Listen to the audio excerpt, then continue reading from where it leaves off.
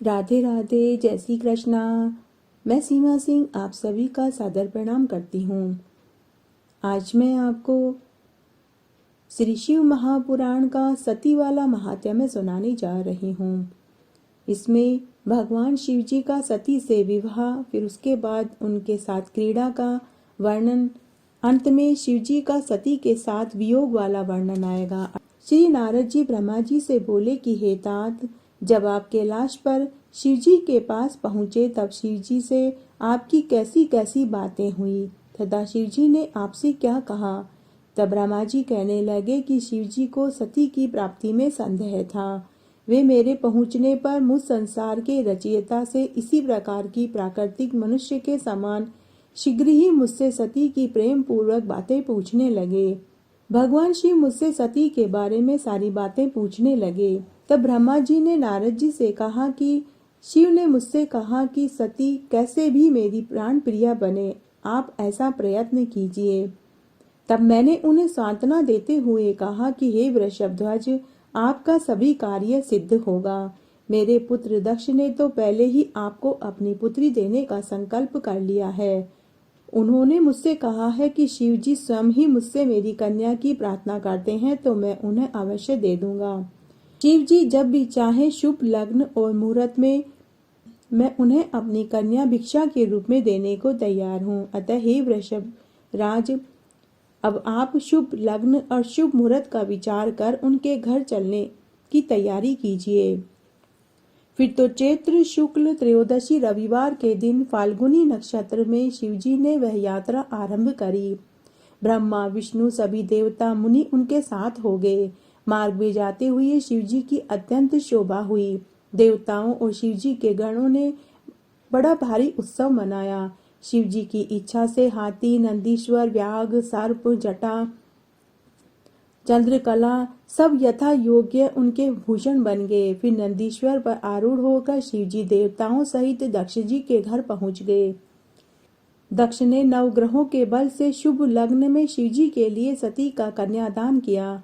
शिवजी ने सर्वांग सुंदरी दक्ष पुत्री का पाणी ग्रहण किया। समस्त देवता और मुनि स्तुति करने लगे। नृत्य गान का बड़ा भारी उत्सव हुआ। देवताओं और मुनियों को परम आनंद की प्राप्ति हुई। शिव जी को अपनी कन्या का दान करके दक्ष कृतकृत्य हो गए।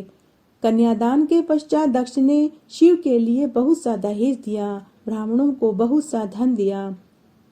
तदनंतर सती और शिव ने मेरी आज्ञा से यथाविधि अग्नि की प्रदक्षिणा करी। गीत नृत्य का अद्भुत महोत्सव हुआ। शिव की माया ने देवताओं, मनुष्यों और राक्षसों सहित सारे विश्व को मोहित कर दिया। मैं भी मोहित हो गया। विवाह कराते समय दक्ष की पुत्री पतिव्रता सती को देखकर मैं कामाविष्ट हो गया और उसका मुख देखने की इच्छा करने लगा, परंतु पतिव्रता सती ने लज्जा से अपना मुंह ढक लिया। मैं देख नहीं सकता था। तब मुझे कामातुर होता हुआ देख उसका मुख देखने का उपाय विचारा और अग्निकुंड में बहुत सा गीला ईंधन डालकर थोड़ी सी घी की आहुति दे दी, जिससे गीले ईंधन से धुआं उत्पन्न हो गई और वहां अंधेरा छा गया। फिर तो सती के मुख से वस्त्र हटाकर मैंने उसका मुख देख लिया। मेरी इंद्रियों में विकार उत्पन्न हो गया। बर्फ के समान मेरी वीर्य की 4 बूंदें पृथ्वी पर गिर पड़ी। मैं शंकित हो उसे छिपाने लगा, परंतु शिवजी की दिव्य दृष्टि ने मेरा वीर्य पतन होते हुए देख लिया। तब उन्होंने क्रुद्ध होकर कहा कि हे पापात्मा, तूने यह क्या निंदित कार्य किया है। विवाह के समय मेरी स्त्री का मुख अनुराग से देखा। क्या जानता था कि शिव को इसका पता नहीं चलेगा। अरे ब्राह्मण, त्रैलोक्य में मुझसे कुछ छिपा नहीं है। जैसे तिलों में तेल व्याप्त है, वैसे ही स्थावर जंगम सबका मैं अंतर्यामी हूँ। ऐसा कहकर शिवजी ने मुझे मारने के लिए त्रिशूल उठा लिया। मरीचि आदि मेरे मानस पुत्र हाहाकार करने लगे। भयभीत देवता शंकर जी की स्तुति करने लगे। दक्ष ने भी सामने जाकर हाथ उठाकर शिवजी को शीघ्र ही रोक लिया। शिवजी ने कहा कि विष्णु जी के कहने पर मैं सती को काम दृष्टि से देखने वाले को मार डालूंगा। ब्रह्मा ने कामातुर दृष्टि से मेरी पत्नी सती को क्यों देखा। इसका वीर्यपात भी हो गया है, अतः यह अपराधी है। शिवजी के ऐसा कहते ही सारे देवता कांप उठे। उसी क्षण विष्णु जी ने आकर क्रोधान्वित शिवजी की स्तुति करी। दृढ़व्रती शंकर ने कहा कि हे विष्णु, तुम मुझे प्राणों से भी अधिक प्रिय हो, मुझे हटाओ नहीं। इस दुष्ट को मुझे आज मारना ही है। मैं इस महापापी को आज मार डालूंगा। अब सृष्टि को मैं ही रचा करूंगा अथवा अपने तेज से दूसरा ब्रह्मा बना दूंगा। इस पर विष्णु जी ने मुस्कुराते हुए कहा कि हे ईश, प्रतिज्ञा दूसरों के लिए होती है, अपने लिए नहीं। आप विचार कीजिए, यहाँ प्रतिज्ञा पूर्ण करने की बात नहीं है। हम तीनों देवता आप ही के स्वरूप हैं। शिव जी ने कहा कि नहीं, यह ब्रह्मा प्रत्यक्ष भिन्न है। विष्णु जी ने कहा कि नहीं, न तो ब्रह्मा आपसे भिन्न है और न आप भी मुझसे भिन्न नहीं हैं। आप शिव ही अनंत और सर्वरूप हैं, जिससे नित्य और दीर्घ आदि का कुछ विश्लेषण नहीं है। विष्णु जी के इस प्रकार कहने पर शिव जी ने मुझे नहीं मारा और वे महादेव फिर प्रसन्न हो गए। नारद जी ने पूछा कि हे ब्राह्मण, हे विदेह, हे महाभाग, फिर इसके बाद क्या हुआ? ब्रह्मा जी बोले कि हे नारद, जब शिव जी ने मेरा वध नहीं किया तो सब देवता प्रसन्न होकर जय जयकार करने लगे और शंकर भगवान की स्तुति करने लगे। मैंने भी उनके स्रोतों में स्तुति करी।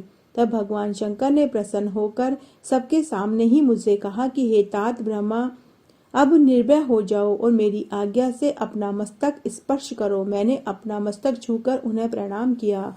शिवजी मेरे मस्तक पर जा बैठे। इंद्र आदि देवताओं के देखते ही मैं लज्जित हो गया। फिर तो शिवजी की स्तुति कर मैंने उनसे क्षमा याचना करी और इस पाप की शुद्धि का मैंने उनसे उपाय पूछा। तब शिवजी ने कहा कि अब तो जो रूप मैंने तुम्हारा कर दिया है, तुम इसी रूप से मेरी आराधना करो और मेरी तपस्या करो। रुद्र शीर्ष से पृथ्वी में तुम्हारी ख्याति होगी। तुमने अपना वीर्यपात कर मनुष्य जैसा कार्य किया है, अतः तुम मनुष्य बनकर पृथ्वी पर विचरण करो। जो लोग तुम्हें इस रूप में देखेंगे वे यही कहेंगे कि शिवजी ब्रह्मा के सिर पर बैठे हैं। इससे लोगों पर स्त्री गमन नहीं होगा, इसी से तुम्हारे पापों की शुद्धि होगी। जो पृथ्वी पर तुम्हारे वीर्य की 4 बूंदें गिरी हैं, उसमें आकाश में प्रलय करने वाले 4 बादल होंगे, संवर्त, आवर्तक, पुष्कर और द्रोण। ऋषियों के देखते ही वे मेघ बन गए। तब भगवान शंकर और देवी सती दोनों शांत हो गए। फिर शंकर जी की आज्ञा से मैंने उनका विवाह कार्य संपन्न करवाया। उसके पश्चात भगवान शंकर ने हाथ जोड़कर दक्ष से सती सहित जाने की आज्ञा मांगी। दक्ष ने बड़े उत्साह से अपनी पुत्री सती सहित श्री शंकर भगवान को विदा कर दिया। शिवजी कैलाश धाम पर अपने आश्रम पर पहुंचे। वहां पहुंचकर उन्होंने सब ऋषियों सहित देवताओं को विदा किया। सभी देवता भगवान शिव को नमस्कार करके अपने अपने लोक को चले गए। शिवजी प्रसन्न हो सती को लेकर हिमालय पर विहार करने लगे। जो पुरुष विवाह के समय अथवा यज्ञ के पूर्व ही अव्यग्र होकर शिवजी का पूजन करे और इस आख्यान को सुने तो उनके विवाह संबंधी सभी कार्य बिना किसी बाधा के पूर्ण होंगे। कन्याएं अगर इस महात्म्य को सुने तो उन्हें सौभाग्यवती होने का आशीर्वाद मिलता है। उसके बाद नारद जी बोले कि हे तात, आपने जो यह शिव सती का सुंदर आख्यान सुनाया, इससे शिवजी के विवाह को मैंने भली भांति सुना। अब हम आगे का महात्म्य आपसे सुनना चाहते हैं। तब ब्रह्मा जी बोले कि कैलाश पर पहुंचकर सती ने सब गणों को आश्रम से दूर जाकर रहने की आज्ञा दे दी। नंदी आदि गण अपने स्थान से दूर चले गए। तब एकांत पाकर शिवजी सती के साथ रमण करने लगे। भगवान शंकर सती के साथ बहुत समय तक रमण करते रहे। इस प्रकार उन्हें 10,000 वर्ष व्यतीत हो गए। तब ब्रह्मा जी ने नारद जी से कहा कि एक समय विवाह के बाद शिव और सती बैठकर वार्तालाप कर रहे थे। शिव जी को प्रसन्न देखकर सती ने बड़ी ही नम्रता और भक्ति भाव से कहा कि हे करुणा सागर महादेव जी, मुझ पर कृपा कीजिए। मैं आप निर्विकारी की प्रिया हूँ। बड़ी ही भक्ति से आप मुझे मिले हैं। आपसे विहार करके मैं बहुत संतुष्ट हूँ। इससे अब मेरा मन तत्वों की खोज करता है। हे हरे, यह जीव संसार में कैसे पार पा सकता है? विषयी जीव भी जिस प्रकार परम आनंद की प्राप्ति कर सकता है, वह तत्व क्या है, मुझे सुनाइए। हे मुने, जब महेशानी ने भक्ति पूर्वक शंकर जी से जीवों के उद्धार की इच्छा पूछी तो शिवजी बड़े प्रेम से सती से बोले कि हे देवी, विज्ञान ही परम तत्व है। दूसरा स्मरण, केवल ब्रह्मा का स्मरण, इन 2 तत्वों को कोई बिरला ही जानता है। ऐसा कोई भी त्रिलोक में नहीं। परंतु मैं तुम्हें बतलाता हूँ, ब्रह्म साक्षात परे से परे है। भक्ति विज्ञान की माता है। मैं उसी भक्ति के अधीन हूँ। यह भक्ति भी दो प्रकार की है, सगुण और निर्गुण। इसमें पहली श्रेष्ठ है और दूसरी और भी श्रेष्ठ है। सब युगों में भक्ति की विशेषता है, परंतु कलयुग में तो भक्ति विशेष फलदायक है। इसकी प्रत्यक्षता से मैं इसके वश में हूँ। संसार में जो मेरी भक्ति करेगा, मैं उसकी हमेशा मदद करूँगा। उसके सारे विघ्नों को मैं दूर करूँगा, उसके शत्रुओं का मैं नाश कर दूंगा। इसलिए तो मैंने काम को तीसरे नेत्र से जला दिया था। भक्त के लिए ही मैंने रावण का त्याग कर दिया। भक्ति के कारण ही मैंने दुष्ट व्यास को नंदीश्वर से दंड दिलवाया। मैं भक्ति के वश में रहता हूँ। भक्ति की ऐसी महिमा सुनकर दक्ष पुत्री सती बहुत प्रसन्न हुई। उन्होंने मन ही मन भगवान शिव को प्रणाम किया और जीवों के उद्धार के लिए उनका महात्म्य पूछा। सती के प्रश्नों को सुनकर शिव जी बहुत प्रसन्न हुए और उन्होंने जीवों के उद्धार के लिए प्रेम पूर्वक कहना आरंभ किया। उन्होंने इतिहास, भक्तों का महात्म्य, वर्ण आश्रम धर्म सहित राजधर्म, पुत्र स्त्री धर्म, वेदों, शास्त्रों, ज्योतिष शास्त्र, सामुद्रिक शास्त्र, अनन्य शास्त्रों का सारा विवरण उनको कह सुनाया।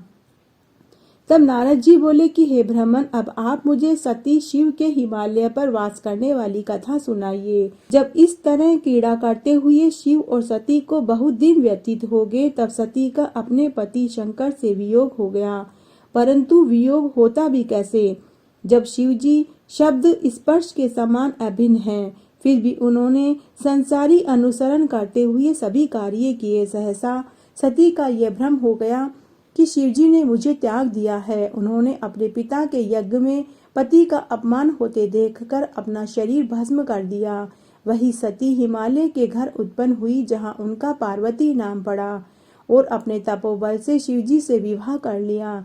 सूत जी कहते हैं कि जब ब्रह्मा जी ने नारद जी से इस प्रकार कहा, तब नारद जी दृढ़ता से शिव भगवान का उत्तम चरित्र पूछने लगे। उन्होंने कहा कि हे तात, शिव जी ने अपनी प्रिया को क्यों त्याग दिया, इसका मुझे बड़ा आश्चर्य है।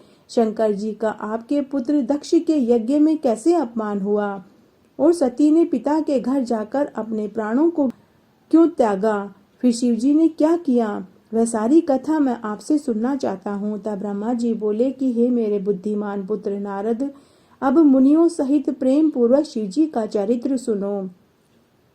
जब एक समय लीलाधारी शंकर जी सती के साथ नंदीश्वर पर बैठे हुए त्रिलोक भ्रमण कर रहे थे, तो दंडक वन में पहुंचने पर उन्होंने सती को वहां की वह भूमि दिखाई जहां से रावण भगवती सीता को हरण कर ले गया था। भगवान राम सीता के वियोग में लताओं और वृक्षों से भी उनका परिचय पूछते हुए सीता का पता लगा रहे थे। उनके पत्नी वियोग की व्याकुलता का अंत नहीं था। तब सती को यह सब बतलाकर देवाधिदेव शंकर जी वहां से आगे बढ़े, तो उन्होंने भाई लक्ष्मण के साथ सीता को खोजते हुए भगवान राम दिखलाई पड़े। वे भी इसी प्रकार दुखी हो रहे थे। तब उन्होंने देखते ही शंकर जी ने दूसरे मार्ग में जाकर आगे से प्रणाम किया और प्रसन्नता से जय शब्द का उद्घोष किया और श्री रामचंद्र जी को अपना दर्शन दिया। यह देख जगत को मोहने वाले सती शिवजी की माया से मोहित हो गए और उन्हें मुस्कुराते हुए शिवजी से कहा कि हे परमेश्वर, आप तो सब देवताओं में सर्वोच्च हैं, फिर मनुष्य की तरह वन में विचरण करते हुए दोनों मनुष्यों में श्याम वर्ण वाले को आपने प्रणाम क्यों किया? वे दोनों मनुष्य कौन हैं? हे स्वामी, मेरी इस शंका का निवारण कीजिए। तब सती के इस प्रकार कहने पर भगवान शंकर मुस्कुराते हुए बोले कि हे देवी सुनो, मैं तुमसे सत्य कहता हूँ, कपट नहीं। मैंने जो इन्हें सादर प्रणाम किया है वह वरदान का प्रभाव है। सूर्य वंश में उत्पन्न हुए ये दोनों भाई बड़े ही बुद्धिमान हैं। ये दशरथ के पुत्र हैं। राम और लक्ष्मण इनका नाम है। गोरे रंग के छोटे भाई लक्ष्मण हैं और यह शेष जी के अवतार हैं। बड़े का नाम राम है। ये बड़े ही शांत और विष्णु के अवतार हैं। ये पृथ्वी पर साधुजनों की रक्षा और उनका कल्याण करने के लिए अवतरित हुए हैं। इतना कहकर भगवान शंकर मौन हो गए, परंतु सती के मन में विश्वास नहीं हुआ। तब सती के अविश्वस्त चित्त को देखकर भगवान शिव ने कहा कि हे देवी, यदि तुमको मेरे वचनों पर विश्वास नहीं है तो जाकर अपनी बुद्धि से राम की परीक्षा लो। हे प्रिय, जैसे तुम्हारा यह मोह दूर हो वैसा उपाय करो। मैं तब तक यहाँ वट की छाया में बैठकर तुम्हारी बाट देख रहा हूँ। फिर शिव जी की आज्ञा पाते ही सती राम की परीक्षा करने के लिए चली गई और वहां जाकर विचरण करने लगी कि किस प्रकार परीक्षा लूं। तब उन्होंने सोचा कि मैं सीता का रूप धारण करके राम के समीप जाती हूँ। यदि राम साक्षात विष्णु के अवतार होंगे तो मुझे पहचान लेंगे, अन्यथा नहीं पहचानेंगे। वह सीता का रूप धारण करके परीक्षा लेने के लिए राम के पास गई। तब सती की सीता के रूप में देख शिव जी का मन जपते हुए श्री रामचंद्र जी यह रहस्य जानते हुए उन्हें प्रणाम करके मुस्कुराने लगे और बोले कि हे सती, इस समय शिव जी कहाँ हैं जो तुम पति के बिना अकेली इस वन में विचरण कर रही हो। हे सती, आप अपना यह स्वरूप त्याग कर यह रूप क्यों धारण किया है। हे देवी, कृपा करके मुझे इसका कारण बताओ। फिर तो राम के इन वचनों को सुनकर सती चकित रह गई। उन्हें शिव जी के वचनों का स्मरण हो आया और उन्हें बड़ी लज्जा आई। अब वे राम को साक्षात विष्णु समझकर शिव जी के चरणों का ध्यान करने लगी और भगवान राम से अपनी परीक्षा लेने वाली बात कह सुनाई और कहा कि हे राम, मैंने तुम्हारी प्रभुता देख ली है, परंतु आप मुझे ये बतलाइए कि शिव जी ने आपको प्रणाम क्यों किया। इससे मुझे शंका हो रही है। आप सत्य बतलाइए और मेरा संदेह दूर कीजिए। सती के ये वचन सुनकर राम के नेत्र हर्ष से प्रफुल्लित हो गए। उन्होंने हृदय में अपने स्वामी शिव का स्मरण किया। उनके हृदय में और प्रेम उत्पन्न हो गया। तब भगवान राम बोले कि हे देवी, एक समय बहुत पहले शिव जी ने अपने लोक में विश्वकर्मा को बुलाकर उसमें एक मनोहर गौशाला बनवाई और उसमें एक मनोहर भवन और एक दिव्य सिंहासन तथा सबसे अद्भुत एक दिव्य श्रेष्ठ छत्र भी बनवाया। फिर इंद्र आदि सभी देवता, शास्त्रों, पुत्री सहित ब्रह्मा, मुनि, देवी, अप्सराओं को बुलाकर अनेक वस्तुओं का भी संग्रह करवाया। नागों की 16 कन्याओं से मंगलाचार करवाया और संगीतज्ञों से वीणा, मृदंग, बाजे बजवाकर संगीत गान करवाया। राज्य अभिषेक की सारी सामग्रियां एकत्र हो गई। तीर्थों के जल से भरे हुए 5 घड़े मंगवाए गए। फिर बड़े घोर शब्द वाला शंख बजाकर प्रसन्नता से बैकुंठवासी विष्णु को बुलाया गया।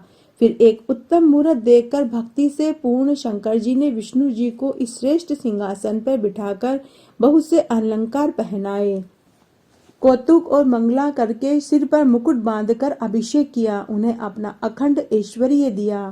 फिर उस स्वतंत्र भगवान शंकर ने उनकी बड़ी स्तुति करी और जगत कर्ता ब्रह्मा से कहा कि मेरी आज्ञा से अब सब देवताओं के साथ तुम भी इन्हें प्रणाम करो और वेद ने जैसे जैसे वर्णन किया है वैसे ही इनका वर्णन करो। उस समय ब्रह्म आदि सभी देवताओं, मुनियों ने विष्णु जी की वंदना करी। शिव जी ने विष्णु जी को अनेक वरदान दिए, सभी लोगों का कर्ता, भर्ता, संघर्ता बनाया, धर्म, अर्थ, काम देने वाले, दुष्टों पर शासन करता बनाया, अपनी तीनों शक्तियां प्रदान करी, त्रिभुवन में स्वतंत्र और अनेकों लीला करने वाला कहा, अपनी सारी माया उन्हें दे दी, अनेकों अवतार लेकर संसार का पालक बनाया, अपने लोक में गोलोक नामक स्थान दिया और कहा कि हे विष्णु, पृथ्वी पर आपके जितने भी अवतार होंगे मेरे भक्त आदर पूर्वक उनका दर्शन करेंगे। इस प्रकार विष्णु जी को अखंड ऐश्वर्य देकर शंकर भगवान अपने गणों सहित अपने लोक कैलाश पर चले गए। उसी समय से भगवान विष्णु ने गोप वेश धारण किया, गोपों, गोपियों, गौओं के स्वामी बने। इस समय शिव जी की आज्ञा से उन्होंने 4 अवतार धारण किए। पहला मैं राम, अन्य 3 भरत, लक्ष्मण और शत्रुघ्न हैं। हे देवी, मैं पिता की आज्ञा से लक्ष्मण, सीता सहित वन में आया हूँ। देववश यहाँ आकर मैं दुखी हो गया हूँ। किसी राक्षस ने मेरी पत्नी सीता को चुरा लिया है। भाई के साथ मैं यहाँ उन्हें ढूंढ रहा हूँ। हे माता, आपका दर्शन पाकर मेरा कल्याण हुआ। यदि आपकी कृपा रही तो सर्वदा मंगल ही होगा। आपकी कृपा से मैं उस राक्षस को मारकर सीता को पुनः प्राप्त कर लूंगा। आज बड़े भाग्य से आपका और भगवान शिव का मुझे दर्शन प्राप्त हुआ तो मैं धन्य हो गया। इस प्रकार भगवान राम ने सती को सारा कुछ बताया और सती को प्रणाम करके रामचंद्र जी वन में विचरण करने के लिए चले गए। सती जी ने उन्हें शिव भक्त जानकर उनकी बड़ी प्रशंसा करी। फिर वह अपने किए हुए पश्चाताप को करती हुई शिव जी के पास लौट आई। सती जी को चिंता थी कि अब शिव जी के समीप जाकर उन्हें क्या उत्तर दूंगी। ऐसा बारंबार विचार करके सती पछताने लगी।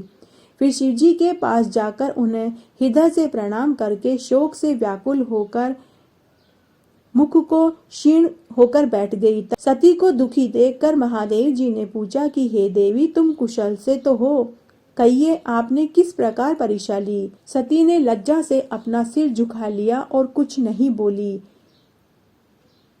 और शोक से संतप्त होकर शिवजी के पास खड़ी हो गई। महायोगी शिवजी ने ध्यान से सती का चरित्र ज्ञात कर लिया। उन्हें बड़ा दुख हुआ। उन्होंने सोचा, अब यदि मैं सती से पूर्ववत स्नेह करूं तो मेरी शुद्ध प्रतिज्ञा भंग हो जाएगी।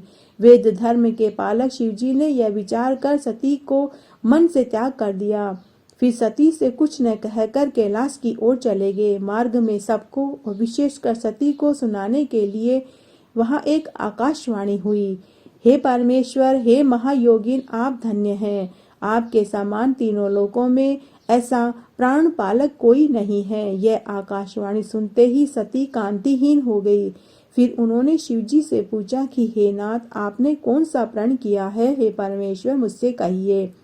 परंतु सती के पूछने पर भी शिवजी ने ब्रह्मा विष्णु के आगे की हुई अपनी पूर्व प्रतिज्ञा को नहीं बतलाया। अब इसके बाद की कथा का वर्णन मैं आपको अगले अध्याय में सुनाऊंगी। मेरे साथ बने रहने के लिए आपका धन्यवाद। आगे की कथा कहानी के लिए भी आप इसी तरह मेरे साथ बने रहें। धन्यवाद।